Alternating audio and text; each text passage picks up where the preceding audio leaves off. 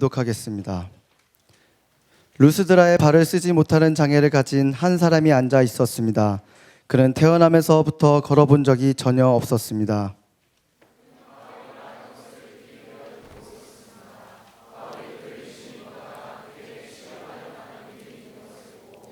큰 소리로 당신 발로 똑바로 일어서시오 라고 외쳤습니다. 그 말에 그 사람은 벌떡 일어나 걷기 시작했습니다.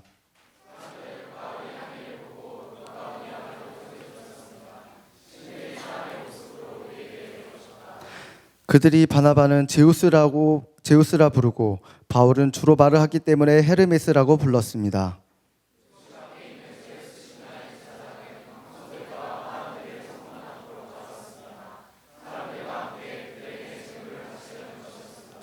그러나 두 사도 바나바와 바울은 이 말을 듣고 옷을 찢으며 사람들 속으로 뛰어들어가 외쳤습니다.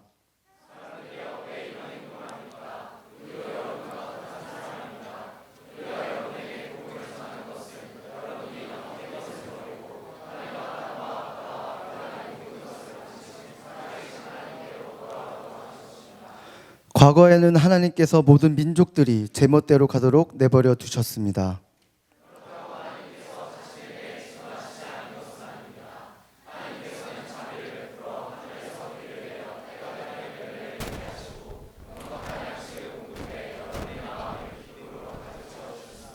다 같이 읽겠습니다.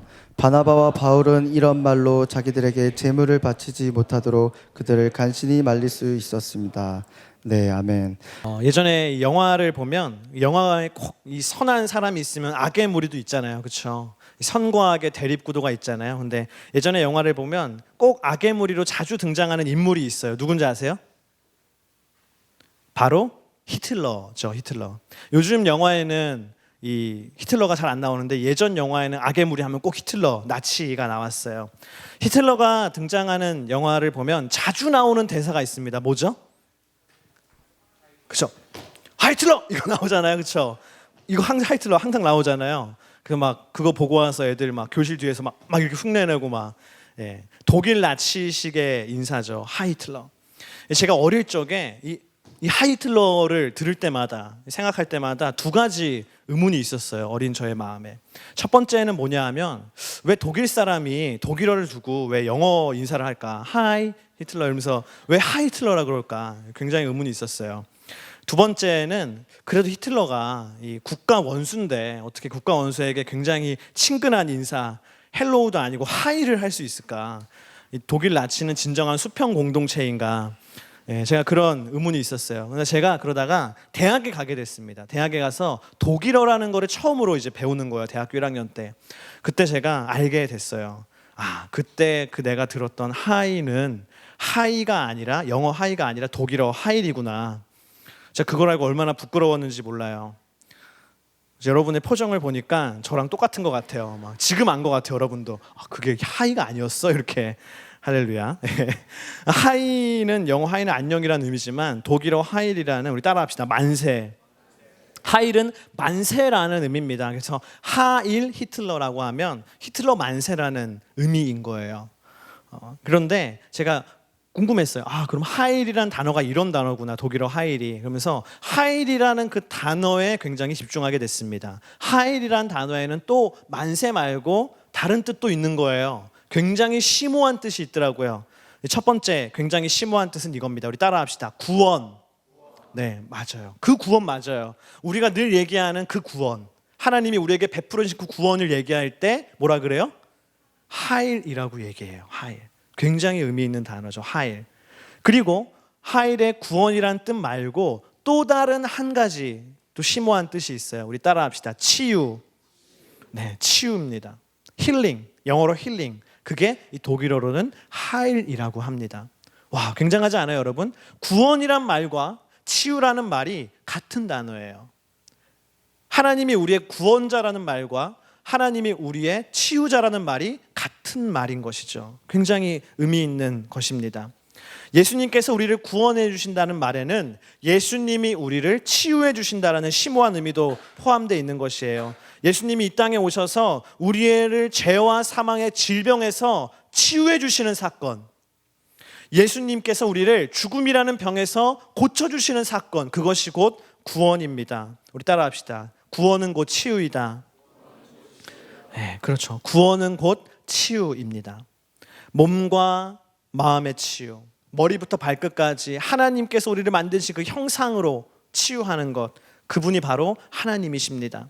오늘 우리가 함께 읽은 이 사도행전 14장에 있는 말씀에도 하나님께서 베푸신, 예수 그리스도께서 베푸신 놀라운 치유의 사건이 기록되어 있어요. 과연 하나님께서 우리를 어디를 어떻게 치유하시는지 오늘 말씀 가운데 함께 귀 기울이기를 원합니다. 우리 한번 첫 번째 따라합시다. 입과 귀의 회복. 한번 손동작을 하면서 하면 더 좋을 것 같아요. 자, 입과 귀의 회복. 헷갈리는 친구 있으면 입과 귀 이런 친구가 있어요. 예. 입과 귀의 회복. 오늘 말씀은요, 바울과 바나바의 1차 전도 여행 후반부의 이야기를 다루고 있어요. 우리 지도를 한번 잠깐 볼까요? 자, 바울과 바나바가 몇 차 전도 여행 지금 하고 있죠? 1차 전도 여행 아직도 하고 있어요. 그렇죠? 1차 전도 여행의 이 코스를 보면 어디서 출발했어요? 저기 위에 안디옥에서 출발해서 시리아 안디옥 출발해서 저 섬, 무슨 섬이죠? 바보섬. 저한테 하지 마세요. 바보섬에서 버가 육지로 갔다가 그 다음에 비시디아 안디옥에 갔다가 지난주죠. 비시디아 안디옥에 있었던 게, 그 다음에 이고니온에 갔다가 그 다음에 저기 표시한, 따라합시다, 루스드라에서 복음을 전하고요. 그 다음에 한 번 더 가서 더베까지 가는 게 1차 전도 여행이에요. 더베 간 다음에 왔던 길로 그대로 돌아가는 게 1차 전도 여행의 전체 코스입니다. 그러니까 지금 어디 있다고요? 바울과 바나바가? 루스드라에 있어요. 거의 이 전도 여행이 끝나가고 있는 겁니다. 이 끝나가는 여정 가운데 루스드라라고 하는 도시에 갔습니다. 루스드라라는 곳은 어떤 도시였냐면 주로 누가 사냐면 퇴역한 로마의 장교 군인들이 사는 거예요. 군인이었는데 일평생 로마 군을 위해서 막 열심히 싸우고 전쟁한 사람들이 아이고 이제 좀 쉬어야겠다 하고 가는 데가 이 루스드라라는 지역이었어요. 루스드라에는 유대인이 많이 살지 않았습니다. 전에 저기 위에 비시디아 안디옥엔 유대인이 많이 살았어요. 그런데 루스드라에 가니까 유대인이 많이 안 살고, 유대인이 많이 안 살기 때문에 유대인들의 모임 장소라고 할 수 있는 회당이 없었어요. 바울과 바나바는 어디 지역에 갔을 때 회당이 있다 그러면 반드시 회당에서 먼저 복음을 전했습니다. 그런데 회당이 없었기 때문에 바울과 바나바가 광장에서 사람들이 많이 지나다니는 곳에서 복음을 전해요. 막 전하는데 사람들이 막 모이기 시작하는 거예요. 한두 사람 오더니 굉장히 많은 사람들이 그 복음을 전하는 현장 가운데 모였어요. 그런데 그 수많은 사람 가운데 어딘가 다른 사람과 좀 다른 사람이 한 명 있었어요. 우리 8절에 있는 말씀 어떤 사람인지 함께 읽어보겠습니다. 시작. 루스드라에 발을 쓰지 못한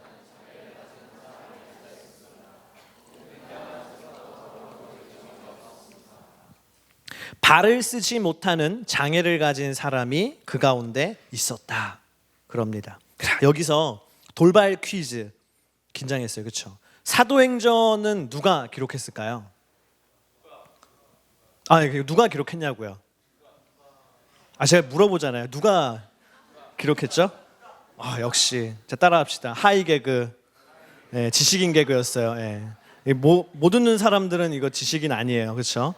누가 복음 사도행전은 누가가 기록했어요. 절대 까먹지 않겠죠? 자, 또 다른 퀴즈. 누가의 직업은 뭐였을까요? 의사. 여러분 지식인입니다. 한 수 배워야겠어요, 제가. 누가의 직업은 의사였어요. 그래서 오늘날에도 이 의료 선교 하시는 분들 그런 단체 이름에 뭐가 많이 들어가요? 누가라는 말이 많이 들어가잖아요. 누가가 의사였습니다. 그렇기 때문에 누가가 누가복음도 쓰고 사도행전도 썼는데 기록을 했는데, 그렇기 때문에 의사가 썼기 때문에 누가는 이제 특징이 있어요. 어떤 질병이나 장애에 대해서 기록할 때는 대충 안 적는 거예요. 의사기 때문에 자세하게 적어요. 좀 더 디테일하게 적어요. 8절 말씀 다시 한번 볼까요? 누가가 어떻게 썼냐 하면 이렇게 썼어요. 루스드라에 그냥 장애를 가진 사람 이러지 않고 발을 쓰지 못하는 장애를 가진 사람, 굉장히 구체적으로 얘기했어요. 거기다가 부연 설명까지 붙였어요. 뭐예요? 그는 태어나면서부터 걸어본 적이 전혀 없었다. 추가해서 굉장히 자세하게 얘기했습니다. 여러분, 의사가 얘기하는 거예요. 이 사람은 발을 장애, 하반신 장애가 있는 사람이고 태어나면서부터 한 번도 걸어보지 못한 사람이다. 의사가 그렇게 얘기할 정도면 뭐예요? 그는 의학적으로 앞으로도 걸을 가망성이 전혀 없다라는 얘기죠. 의학적으로 봤을 때 이런 사람은 걷기 힘들다. 그렇게 자세하게 적었어요. 이 사람은 태어날 때부터 하반신에 장애를 가지고 태어났고 그래서 한 번도 내 인생에 걸어본 적이 없을 뿐더러 앞으로 걸을 기대조차 하지 않는 사람, 걷는 게 뭔지 모르는 사람이었어요. 여러분 가운데 혹시 많이 아팠던 사람이 있습니까? 많이 아팠던 사람, 긴 시간 질병 때문에 고통당한 사람이 있습니까? 저는 전에도 한번 얘기했지만 많이 아파봤습니다. 근데 사람이요, 많이 아프잖아요. 그러면 몸이 아프지만 몸만 아픈 게 아니라 곧 마음에도 병이 생겨요. 몸의 질병보다 마음의 질병이 더 커져요, 나중에.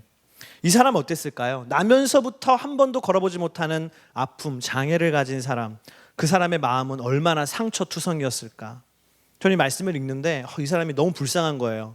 이 사람이 이제까지 살면서 얼마나 많은 상처를 갖고 있을까? 한 번도 걸어보지 못했기에. 아마 매일 이랬을 거예요. 나는 실패한 인생이야. 나는 한 번도 걸어본 적이 없고 나는 평생 걸을 수 없어. 하나님이 나를 저주했기 때문에 나는 평생 이렇게 빌어먹는 인생, 구걸하는 인생으로 살 수밖에 없어. 나는 비참한 운명이야. 매일매일 그가 이런 생각을 했을 거예요. 이 비참한 생각이 마치 암세포처럼 그의 마음 가운데 다 전이 돼서 그의 인생을 잠식하고 있었습니다. 근데 그러던 사람이 어느 날 길거리에서 우연히 바울과 베드로의 설교를 듣게, 바울과 바나바의 설교를 듣게 되는 것이에요. 우리 9절 말씀 함께 읽겠습니다. 시작. 그는 바울이 말하는 것을 귀 기울여 듣고 있었습니다. 바울이 그를 유심히 보다가 그에게 치유받을 만한 믿음이 있는 것을 보고. 아멘. 여러분, 바울이 말하는 것을 귀 기울여 듣고 있었다라고 했습니다. 바울이 도대체 무슨 말을 했을까요? 뻔하죠, 그렇죠? 바울은 어제도 오늘도 내일도 주구장창 뭐만 얘기하는 사람이에요? 복음, 예수 그리스도만 얘기하는 사람입니다. 바울이 예수 그리스도 복음에 대해서 막 얘기를 막 침튀기면서 하고 있는데 이 사람이 그 복음의 메시지를 귀로 들었어요. 그랬더니 어떤 일이 일어났냐 하면 귀로 듣고 이 마음 가운데, 상처투성이인 그 마음 가운데, 좌절뿐인 그 마음 가운데 믿음이 생기는 겁니다. 믿음이 얼마나 막 크게 생기냐 하면 바울이 말씀을 전하다 봤는데 그 믿음이 눈으로 보이는 거예요. 와, 저 사람이 지금 믿음이 생기고 있구나. 그 사람의 얼굴을 보니까 믿음의 얼굴로 변화되는 게 보일 정도로 그 장애인의 마음 가운데 믿음이 막 자라나기 시작했습니다. 저도 앞에서 이렇게 말씀을 전하다 보면 제가 굉장히 지난날에 후회가 많이 되는 게 있어요. 설교 시간에 내가 졸지 말걸. 왠지 아세요? 앞에서 다 보이는 거예요. 진짜 안 보이는 것 같죠? 다 보이는 거예요. 그래서 옛날에 목사님이 날 봤겠구나, 내가 딴짓하는 거. 바울도 그럴 거예요. 바울도 막 말씀을 전하는데 다 보이는데 그 한 사람의 얼굴이 유독 믿음이 보이는 거죠. 엄청난 믿음이 느껴지는 겁니다. 그러자 바울이 그 사람을 딱 보면서 이렇게 외쳤어요. 우리 10절 말씀 함께 읽겠습니다. 시작. 큰 소리로 당신 발로 똑바로 일어서시오라고 외쳤습니다. 그 말에 그 사람은 벌떡 일어나 걷기 시작했습니다. 아멘. 따라합시다. 벌떡 일어나 걷기 시작했습니다. 이때 이 벌떡 일어나 걷기 시작했다, 이걸 헬라어 원어로 살펴보면 마치 어떤 뜻이냐면 마치 스프링처럼 벌떡 일어나서 그냥 이렇게 조금 걷는 게 아니라 쉬지 않고 사방팔방 걸어다니는, 계속 걷는 그 의미가 바로 벌떡 일어나 걷기 시작했다라는 의미입니다. 여러분, 동물의 왕국 보면 새끼를 낳는 장면이 있죠. 한번 보신 적 있어요? 텔레비에서? 예를 들어 사슴이 새끼를 낳는다.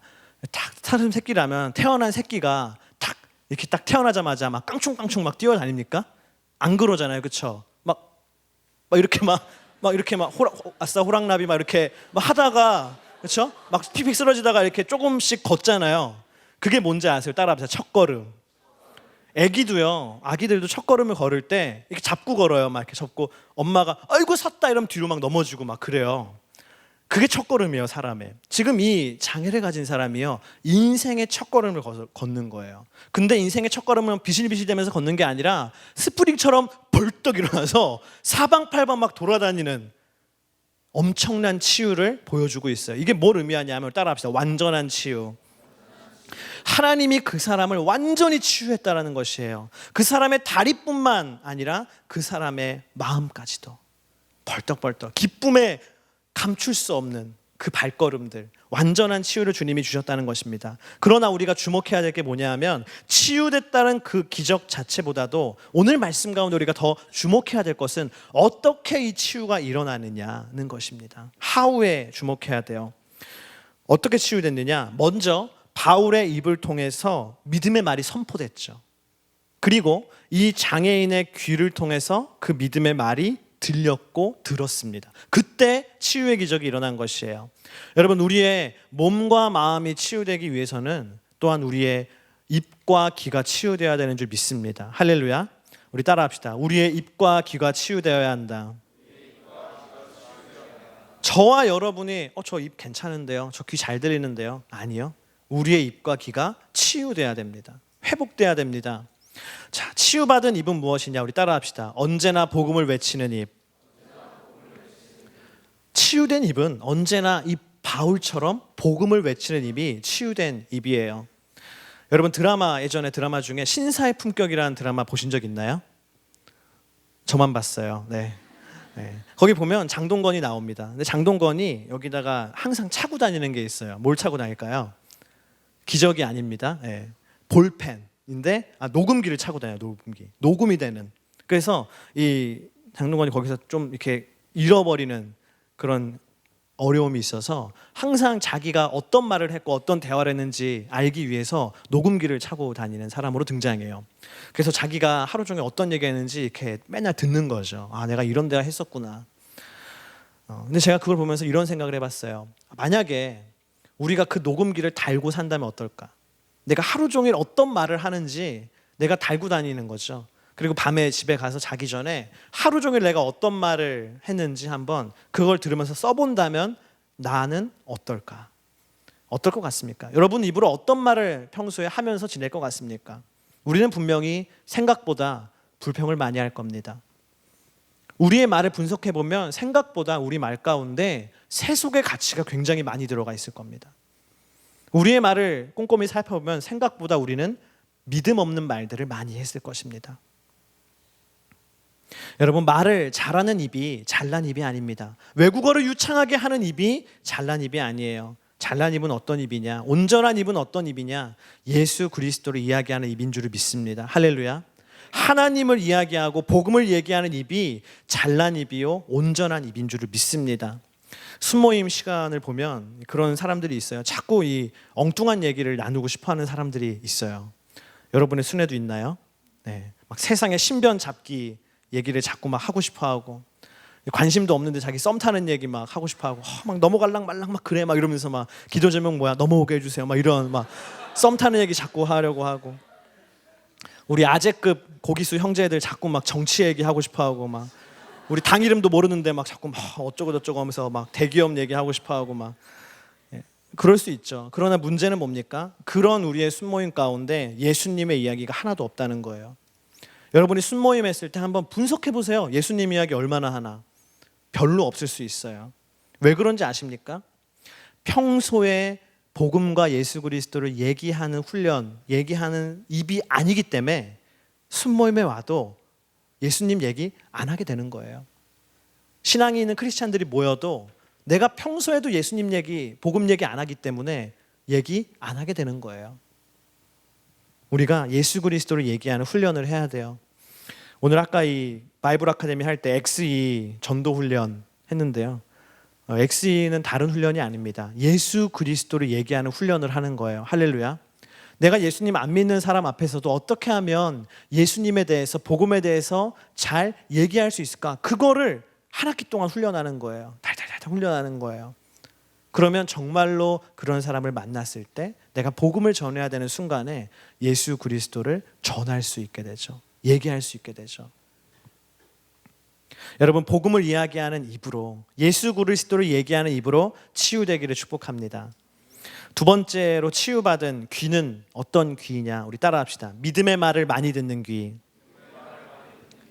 세이라는 단어가 있습니다. 세이. 영어 say 아니에요. say 한자어죠. 귀를 뭐한다? 씻는다. 귀를 씻는다라는 뜻입니다. 세상에 보면 더러운 먼지가 얼마나 많은지 몰라요. 세상에. 그렇죠? 지금도 우리 눈에 보이지 않을 뿐이지 얼마나 작은 더러운 먼지들이 불순물들이 공기 중에 많은지 몰라요. 그래서 늘 그 안에 살아가고 있기 때문에 우리가 집에 가서 자기 전에 꼭 하는 게 있죠. 뭘 해요? 세수를 하죠. 세수. 먼지 속에서 살았기 때문에 자기 전에 거의 세수를 하죠. 물론 안 하는 형제 자매도 있어요. 세수 내일 아침에 하지 이러면서 그냥 자는 형제 자매도 많이 있어요. 예. 근데 말도 똑같다는 것이에요. 보이지 않는 먼지가 세상에 많듯이요. 세상에 더러운 말들이 얼마나 많은지 모릅니다. 세상에 떠돌아다니는 말 가운데 우리가 귀를 씻어야 하는 말들이 얼마나 많은지 모릅니다. 여러분은 어떻습니까? 당신의 귀는 어떻습니까? 여러분 하루 종일 어떤 말들을 들으면서 삽니까? 하루 종일 어떤 메시지를 들으면서 삽니까? 여러분이 꽂는 이어폰에는 어떤 소리들이 흘러나옵니까? 듣는 것이 얼마나 중요한지 몰라요. 로마서 10장 17절에 있는 말씀이 그것을 이야기합니다. 우리 함께 읽겠습니다. 시작. 그러므로 믿음은 들음에서 나고 들음은 그리스도의 말씀에서 납니다. 아멘. 믿음은 들음에서 난다 라고 했어요. 때문에 우리는 계속해서 믿음의 말을 들어야 돼요. 여러분, 내 귀가요 믿음의 말을 들어야 돼요. 우리 따라합시다. 귀야 미안해, 아무거나 듣게 해서. 하루 종일 믿음의 말을 우리가 많이 들어야 되는데 아무거나 들었기 때문에 귀에게 미안해 해야 됩니다. 여러분 성경 말씀을 많이 들으십시오. 할렐루야. 성경 말씀 많이 들으세요. 제가 아까 이렇게 사무실에서 전도사님이랑 얘기하다 보니까 전도사님 지하철 버스로 이동할 때 뭐 하냐고, 그러니까 성경을 많이 들으신대요. 네. 근데 너무 맞는 말이에요. 왠지 아세요? 성경은 읽는 것이지만 처음에 사람들은 성경을 들었습니다. 성경책이 많이 없잖아요. 그래서 성경을 한 명이 읽어주면 들었다고요. 성경은 듣는 책이에요. 말씀을 듣는 책이에요. 성경을 많이 들으십시오. 요즘 보니까 오디오 성경 어플 막 이런 거 있더라고요. 오디오 성경 들으십시오. 예. 성경 말씀 들으십시오. 새롭게 들려올 거예요. 오디오 성경 중에 좋은 거 입체 낭독 막 이런 거 있어요. 드라마처럼 막 성우가 막 바뀌면서 대사하면서 막 하는 거 얼마나 귀에 쏙쏙 들어오는지 몰라요. 성경이 이렇게 흥미진진한 것이었나. 오디오 성경 들으십시오. 저 영어 공부하고 싶어요. NIV 영어 성경도 있습니다. 예, 영어 성경 들으세요. NIV 영어 성경 정말 그래요. NIV 영어 성경 반복해서 들으세요. 예, 귀가 열릴 줄 믿습니다. 할렐루야. 설교도 많이 들으세요. 여러분 이단 설교 듣지 말고 안전한 CGN TV 들어가서 설교 말씀 많이 들으세요.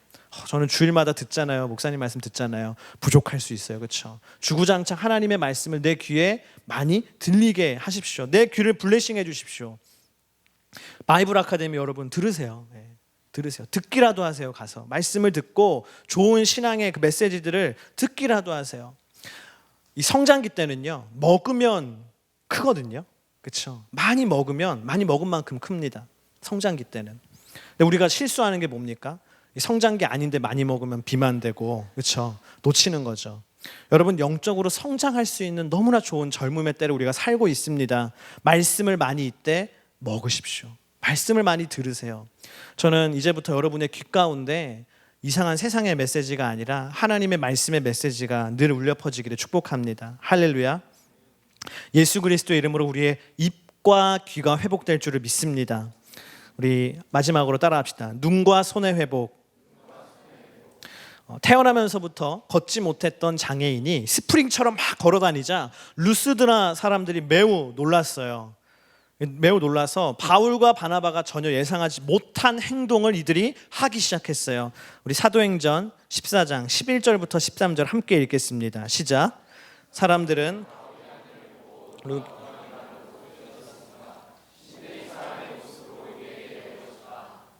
바나바는 제우스라 부르고 바울은 주로 말을 하기 때문에 헤르메스라고 불렀습니다.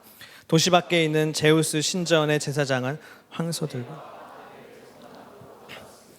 사람들과 함께 그들에게 제물을 바치려는 것이었습니다. 아멘. 사람들이 바울과 바나바가 그 장애를 가진 사람이 일어나게 하는 것을, 말 한마디로 일어나게 하는 것을 본 다음에 깜짝 놀라서 어디 말로요? 11절에 보니까 루가오니아 말, 이 뭐냐 하면 방언이죠. 그들의 사투리죠.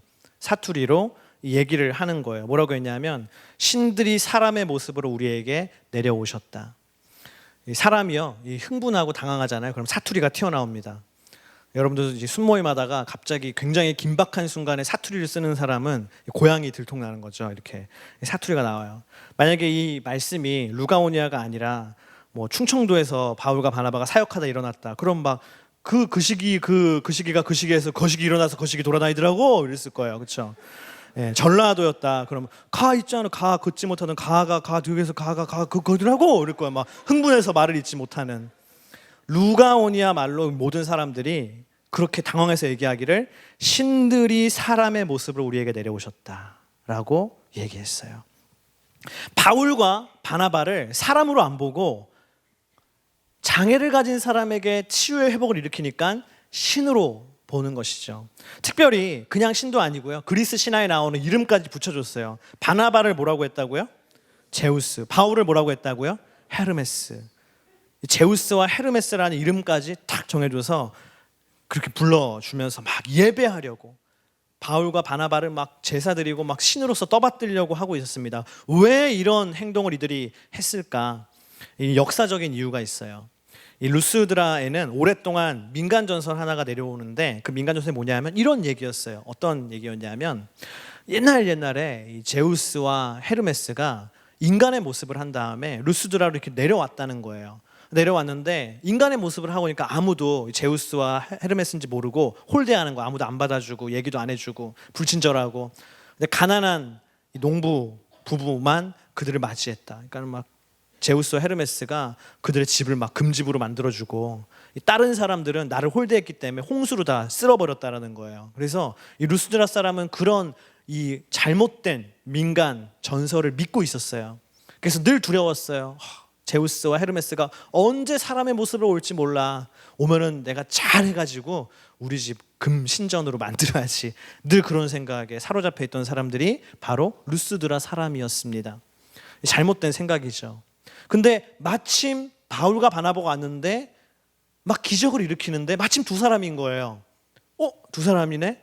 그래서 이 사람들이 이들을 바울과 바나바를 제우스와 헤르메스라고 생각하고 막 떠받들려고 하는 것입니다. 바울과 바나바가 얼마나 원통했겠어요. 하나님을 전하기 위해서 복음을 전하고 하나님을 전하기 위해서 기적을 일어나게 했는데 오히려 사람들이 하나님을 보는 게 아니라 우상으로서 자신들을 섬기니까 얼마나 바울과 바나바가 원통했겠습니까? 이럴 때 하는 행동이 있어요. 우리 14장 14절부터 15절 함께 읽겠습니다. 시작.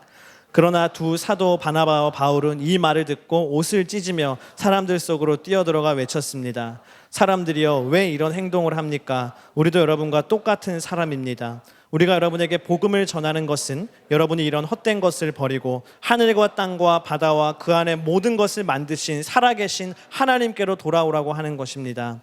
아멘. 바울과 바나바가 어떻게 했다고요? 14절에 보니까 옷을 찢었다. 제가 이걸 보고 저희 아내한테 어제 저녁에 문자를 했어요. 여보, 내일 본문에 보니까 바나바와 바울이 옷을 찢었어, 원통해서. 나도 내일 설교할 때 옷 찢어도 될까? 이렇게 지런하게 표현해요. 저희 아내가 이렇게 세 글자 답장이 왔어요. 뭐라고 하는지 아세요? 오바야. 이렇게. 예. 오바다. 그래서 제가 찢지 않기로 했어요. 예. 그런데 바울과 바나바가 옷을 찢은 것은 오바가 아니죠. 그들은 너무나 원통했기 때문에 옷을 찢은 것이었습니다. 왜냐하면 하나님이 제일 싫어하는 게 뭐예요? 우상 숭배입니다. 하나님이 제일 싫어하는 건 우상 숭배예요. 다른 많은 악한 일들이 있지만 하나님이 제일 싫어하는 게 우상 숭배인데 복음을 전하는 현장에서 오히려 우상을 섬기게 됐으니 얼마나 원통하지 않을 수 있겠어요. 여러분, 그것은 왜 그러느냐? 우리의 눈이 병들었기 때문이에요. 우리 눈에는 두 가지가 있습니다. 우리 따라합시다. 창조주를 바라보는 눈, 우상을 바라보는 눈. 하나님이 우리에게 왜 눈을 주셨는가? 하나님 아버지를 바라보라고, 창조주를 바라보라고 우리에게 눈을 주셨습니다. 그런데 우리가 이 눈이 아니라 잘못하면 이 눈이 병들면 우상을 바라보게 되는 것이에요. 자, 또 우리의 손. 하나님이 왜 우리에게 손을 주셨는가? 우리 따라합시다. 창조주 하나님을 예배하는 손. 또 따라합시다. 우상을 숭배하는 손. 하나님이 왜 우리에게 손을 주셨는가? 하나님을 예배하고 경배하라고 손을 주신 것이에요. 근데 이 손으로, 이 손이 병들면 인간은 뭘 하냐면 이 손으로 우상을 숭배합니다. 오늘 이 루스드라 사람들이 그런 일을 한 거예요. 하나님이 주신 대로 창조주를 바라보는 게 아니라 우상을 바라보고, 하나님이 주신 손으로 우상에게 제물을 바치는 일을 지금 행하고 있는 것이에요. 여러분, 우리는 어떠하냐? 우리의 눈은 병들었으면, 우리의 손이 병들었으면 우리는 우상을 똑같이 섬기게 돼 있습니다. 20세기 최고의 설교자라고 하는 이 마틴 로이드 존스 목사님이 이런 말을 했어요. 우리 함께 읽어보겠습니다. 시작. 사람의 우상은 그가 자신을 위해 사는 것, 그것을 위해 시간과 에너지, 돈을 투자할 준비가 되어 있는 것, 그를 자극하고 각성하게 하며 흥분과 열광으로 몰아가는 것이다. 이 무슨 의미인지 아세요? 불상, 우상들, 그런 것만이 우리의 우상이 아니라는 것입니다. 내가 삶의 목적으로 삼은 것, 내가 흥분하고 열광하는 그것, 내가 최고의 가치를 헌신하는 그것이 오히려 우리의 우상이 될 수 있다라고 얘기한 것이에요. 여러분, 당신의 우상은 무엇입니까? 당신의 우상은 무엇입니까? 전혀 생각하지 못했는데 내가 그것을 우상으로 숭배하고 있을 수 있어요. 어떤 사람은 이 애인을 우상으로 삼은 사람이 있어요. 세상과 나는 간곳 없고 여친 남친만 보이도다. 찬양 가사처럼 늘 그렇게 사는 사람이 있습니다. 여러분, 여자친구, 남자친구가 하나님 이상이 된 사람들은 회개해야 돼요. 하나님보다 앞선 사람들, 그것은 우상인 것이죠. 우상입니다. 하나님께 한번 물어보십시오. 하나님, 우상입니까? 아닙니까? 하나님이 우상이라고 하실 거예요. 하나님이 그런 관계를 블레싱하지 않으십니다. 반드시 이성교제 하시는 분들은 기억하세요. 나와 그 사람만 하는 것이 아닙니다. 나와 그 사람 사이에 누가 있어요? 하나님이 반드시 계셔야 돼요. 하나님. 연애는 따라합시다. 연애는 셋이 하는 것이다. 셋이 하는데 한 명 이렇게 왕따 시키면 안 되잖아요. 그렇죠? 예, 그럴 때 우상이 되는 것이에요. 우리의. 기억하세요. 그것이 우상입니다. 자식이 우상이 된 부모가 있죠. 하나님보다 앞설 때 우상이 됩니다. 그런 자녀는 행복하지 못해요. 그것이 우리가 헛된 우상을 나도 모르는 사이에 섬기고 있는 것이에요. 20대 때부터 성공과 출세를 위해서 질주하는 사람이 있습니다. 나는 내 공부가 중요한 거 너무 좋죠. 그러나 하나님보다 더 중요합니다. 나는 일터에서 내가 인정받는 것, 사람들에게 인정받는 것이 하나님보다 더 중요합니다. 점검해 보십시오. 우상인지 아닌지. 사람들이 막 공부하라 그래서 열심히 공부했는데 어느덧 그것이 내 우상이 될 수 있어요.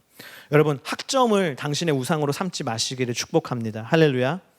시험 기간이 되면은 이렇게 곧 개강하는데 시험 기간 닥쳐오면 이상해요. 왜 하나님을 예배하는 사람이 사라지는 거죠? 그건 뭔지 아세요? 내가 시험을 하나님보다 앞서게 섬긴다는 것이에요. 여실히 말해주는 거예요. 내 삶의 스케줄이. 시험 기간에 여러분 더 열심히 예배하기를 축복합니다. 그걸 증명하는 거예요. 하나님, 저 시험 학점 제 우상 아닙니다. 하나님 더 우선입니다. 하나님께 증명해야 돼요. 그것을. 그럼 하나님이 더 축복해 주십니다. 이제 이 재수하는 지체들 또 많이 있을 줄 압니다. 여러분, 재수 너무 힘들고 공부 다시 했던 거 또 하는 공부 너무 힘든 여정이죠. 그러나 여러분, 대학을 우상 삼지는 마시기를 축복합니다. 할렐루야. 네, 대학을 우상 삼지는 마십시오.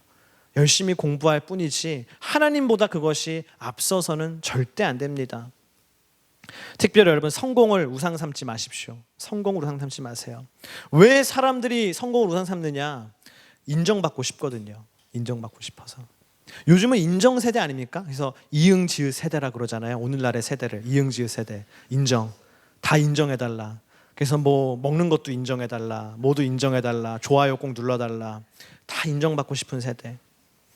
사람에게 인정받고 싶은 욕구가 우리 안에 얼마나 많은지 모릅니다. 그런데 그 인정받고 싶은 욕구가 성공을 갈망하게 하고, 성공하는 거 좋지만 그 성공이 우상이 될 수 있다는 것이에요. 하나님보다 앞서면.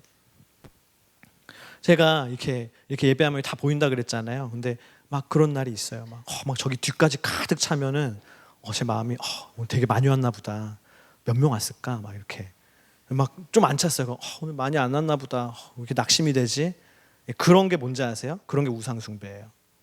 예배 시간에 하나님만 바라봐야 되거든요. 이 설교를 제가 하고 있는데 설교를 오늘 설교 잘해야지. 오늘 조는 사람 하나도 없게 해야지. 막 열심히 웃겨야지. 설교 잘해야지. 막 내가 인정받아야지. 그게 우상 숭배예요. 하나님만 드러내야죠. 여러분은 어떠십니까? 여러분의 삶 가운데, 여러분이 매일 하는 그 일 가운데 공부면 공부, 일이면 일, 연습이면 연습, 그것이 우상입니까? 아니면 내가 하나님을 더 섬기고 있습니까? 기억하세요. 우리가 우상을 섬길 때 바나바와 바울은 옷을 찢었지만 하나님의 마음이 찢어지는 거예요. 하나님은. 여러분, 한낱 피조물을 우상으로 삼지 말고 그 너머에 계신 하나님을 바라보기를 축복합니다. 할렐루야. 우리 한번 따라합시다. 피조물 너머에 계신 창조주 하나님. 우리에게 그런 눈이 회복돼야 돼요. 그건 너머에 있는 하나님을 볼 수 있는 눈이 우리에게 회복돼야 돼요. 그것이 바로 자세하게 말하는 게 17절, 18절에 있는 말씀이에요. 우리 함께 읽겠습니다. 시작. 그렇다고 하나님께서 그분의 존재 하늘에서 비를 내려 때가 되면 열매를 맺게 하시고 넉넉한 양식을 공급해 여러분의 마음을 기쁨으로 가득 채워주셨습니다. 바나바와 바울은 이런 말로 자기들에게 재물을 바치지 못하도록 그들을 간신히 말릴 수 있었습니다. 이 말씀 무슨 말씀이냐면 따라합시다. 계시에 대한 말씀이에요. Revelation, 계시란 게 뭔지 제가 아주 리얼하게 설명해 드릴게요. 계시는 뭐냐면 이런 거예요. 제가 보이나요? 안 보인다고 해주세요. 제가 보이나요? 안 보이죠? 하나님은 이렇게 숨어 계신 분입니다.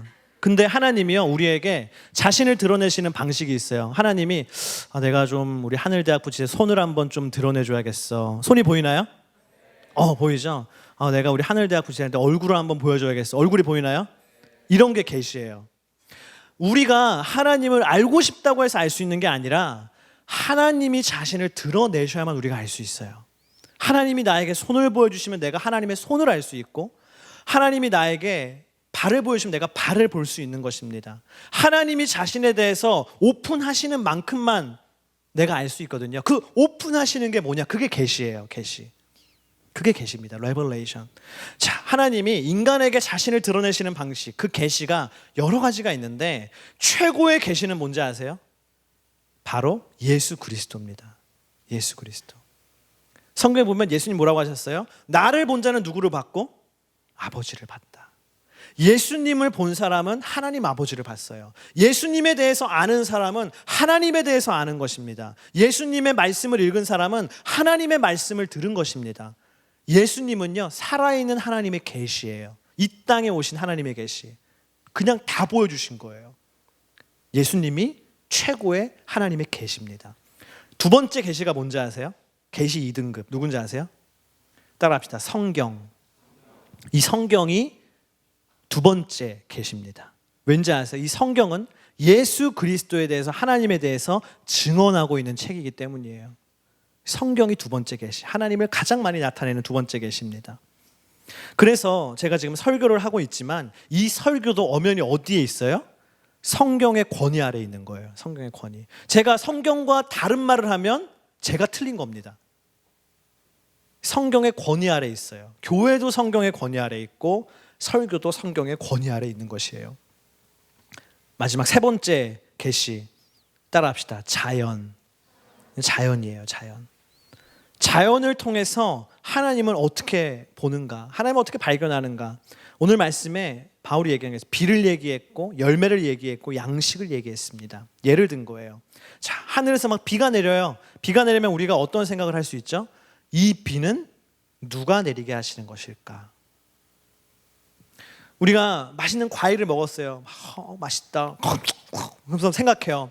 이 과실을 맺게 하신 분은 누구일까? 우리가 밥을 먹는 거예요. 막 밥 먹으면서 어떤 생각해요? 살찌면 안 되는데 하면서 무슨 생각해요? 곡식을 자라게 하시는 분은 누구실까? 답이 뭡니까? 따라합시다. 창조주예요. 창조주. 이 세상 만물 자연을 하나님이 우리에게 주셨는데 그것을 통해서 누구든지 생각할 수 있게 했어요. 창조주를 생각할 수 있게 했습니다. 하나님을 드러내시는 세 번째 방식, 이런 걸 어려운 말로 일반 계시, 자연 계시라고 얘기를 해요. 여러분, 우상을 보는 사람은 피조물을 보고 우상을 보고 숭배합니다. 피조물 보고 하나님을 보는 게 아니라 우상을 봅니다. 그러나 하나님을 보는 사람은 그 피조물을 보고 그 뒤에 너머에 계신 창조주 하나님을 바라보고 그를 예배합니다. 그게 뭐예요? 병든 눈과 온전한 눈의 차이예요. 예를 들어서 그런 것이죠. 여자친구, 남자친구를 보면서 여자친구, 남자친구만 보면 병든 눈입니다. 그러나 그 여자친구, 남자친구 안에서 하나님의 형상을 발견하면 하나님의 존귀한 사람이구나. 그걸 발견하면 그 사람은 하나님을 바라볼 줄 아는 창조주를 보는 눈이 있는 것입니다. 할렐루야. 비전을 위해서 막 달려가고 있습니까? 그 비전을만 바라보면 그것을 우상 삼게 됩니다. 그러나 그 비전 너머에 계신, 비전의 주인이 되신 하나님을 바라봐야 돼요. 할렐루야.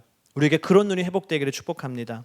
인정받고 싶은 욕구가 있습니까? 사람들이 인정받고 싶어, 성공하고 싶어. 그러나 그 인정받고 싶은 욕구가 아니라 내 안에 그 욕망 속에서 그 모든 내 인정받고 싶은 욕구를 이미 충족시키시는, 이미 나를 인정하시고 이미 나를 사랑하신 그 하나님의 사랑을 발견할 수 있다면 그 사람의 눈은 온전한 눈일 것이에요.